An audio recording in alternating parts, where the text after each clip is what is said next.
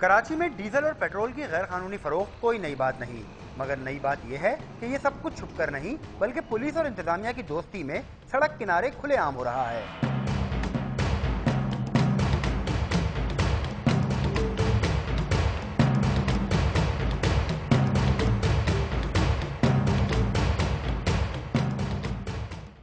मैं नहीं बोल सकता, मैं जाओ आप हमारे इंचार्ज के साहब के पास चले जाएं, उनसे बात करें। अब मैं रोड पर खड़ा हूँ, मैं तो इनको जब इजाजत हुक्म मिलेगा मैं बंद मना करूंगा, नहीं मिलेगा मैं कुछ नहीं बोलूंगा। खुला डीजल पेट्रोल फरोख्त करने वालों के मुताबिक वो अवामी सहूलत के लिए पंप से पेट्रोल खरीद कर उसमें ईरानी पेट्रोल मिलाकर अवाम को सस्ते नरखों में फरोख्त कर रहे हैं। मिक्स भी होता है, पाकिस्तानी भी होता है, जैसा माल आता है उस तरीके से माल जाता है। देते हैं हम लोग, खर्चा पानी देते रहते हैं, जब भी हमें बैठने दिया है। 500 रुपये मांगते हैं ये बख्तरबंद वाले, सुस्कियों वाले।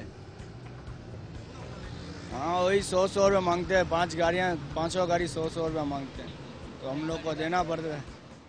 शहर के मुख्तलिफ इलाकों में ईरानी पेट्रोल और डीजल 60 से 70 रुपए फी लीटर की कीमत पर आम दस्तयाब है, मगर इस गैर कानूनी अमल को रोकने के जिम्मेदार इस कारोबार में बराबर के शरीक हैं। कैमरामैन आबिद अली शाह के साथ जीशान अहमद, डॉन न्यूज, कराची।